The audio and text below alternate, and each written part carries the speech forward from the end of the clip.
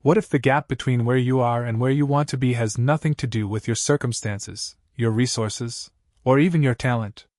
What if the only thing standing between you and the life you want is simply the way you think? Today, we are going to break down exactly how successful people think differently from everyone else, and more importantly, how you can start rewiring your own mindset starting right now. Most people assume success is about hustle, luck, or connections. And while those things can play a role, the research and the real-world evidence consistently point to something far more fundamental.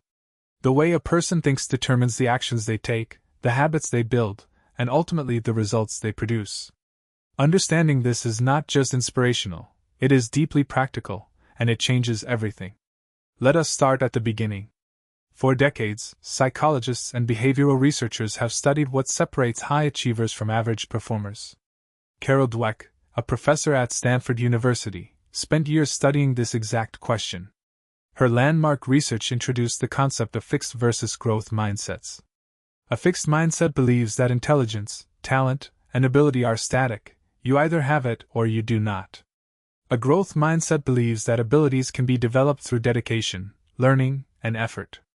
Her studies found that students with growth mindsets consistently outperformed those with fixed mindsets, even when the fixed mindset students had higher baseline intelligence scores. That single shift in belief, that you can grow, changes how a person responds to every challenge they face. But the thinking differences between successful and unsuccessful people go far beyond just mindset labels. They show up in specific, observable patterns of thought that we can study, model, and apply. The first major difference is how successful people relate to failure. The average person experiences failure and concludes one of two things: either the goal was wrong, or they are not capable of achieving it. Successful people experience the same failure and ask a completely different question. They ask, what did this teach me, and what do I do differently next time? This is not just positive thinking. It is a functional cognitive reframe that turns every setback into usable data. Thomas Edison famously said he did not fail 10,000 times when developing the light bulb. He found 10,000 ways that did not work. That statement is not just clever. It reflects a genuinely different relationship with failure, one that removes the emotional sting and replaces it with curiosity. The second difference is how successful people think about time. Research in behavioral economics has consistently shown that most people heavily discount the future in favor of the present. This is called hyperbolic discounting, and it explains why people choose $100 today over $150 next month. Successful people, on average, think in longer time horizons. They make present decisions based on future outcomes. Warren Buffett has spoken repeatedly about thinking in decades, not quarters.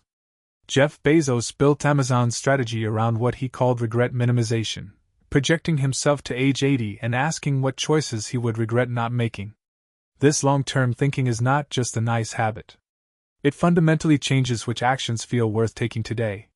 The third difference is that successful people think in systems, not just goals. Setting a goal is something almost everyone does. But most people treat the goal as the destination and have no structure thinking about the process. James Clear, author of Atomic Habits, made this distinction powerfully clear. He argued that you do not rise to the level of your goals, you fall to the level of your systems. Successful thinkers design the environment, the routines, and the daily processes that make success almost inevitable, rather than relying on motivation or willpower alone. This is why a professional athlete does not just want to win championships. They engineer their sleep schedule, their nutrition, their practice routines, and their recovery habits to support peak performance every single day. The fourth thinking difference is around self-talk and internal narrative. Psychologist Shad Helmstetter spent years studying the power of self-talk and found that the average person says somewhere between 45,000 and 51,000 words to themselves every single day. He estimated that for most people, roughly 70 to 80% of that self-talk is negative or counterproductive. Successful people are not immune to negative thoughts, but they are more deliberate about the stories they tell themselves. They interrupt unhelpful narratives and replace them with more constructive ones. This is not delusional positivity, it is intentional cognitive management. And over time, the compound effect of better internal dialogue produces radically different behavior and outcomes.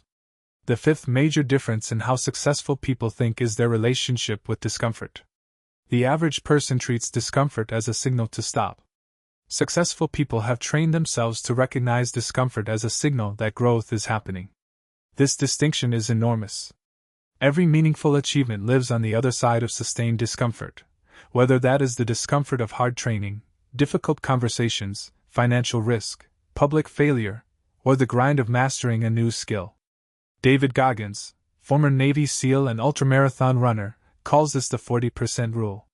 He argues that when your mind tells you that you are done, you are actually only 40% of the way to your true limit. Whether or not that precise number is scientifically exact, the underlying principle is supported by performance psychology. Humans routinely underestimate their capacity to handle difficulty when they have not been trained to push through it. The sixth difference is how successful people approach problems. Most people encounter a problem and immediately focus on the obstacle itself, why it is hard, why it is unfair, or who is to blame. Successful thinkers are solution-oriented by default. This sounds simple, but it is actually a trained cognitive habit. Entrepreneurs are perhaps the clearest example of this. A successful entrepreneur sees a market inefficiency and does not complain about it. They ask how to solve it and build value in the process. Elon Musk uses what he calls first principles thinking, which involves breaking problems down to their most fundamental truths and rebuilding solutions from scratch, rather than operating by analogy to what has worked before. This kind of thinking is radical and uncomfortable, but it is what produces breakthrough innovation rather than incremental improvement. The seventh difference is that successful people actively curate their information environment. They understand that the mind is not just a processor of experience, it is shaped by the inputs it receives consistently.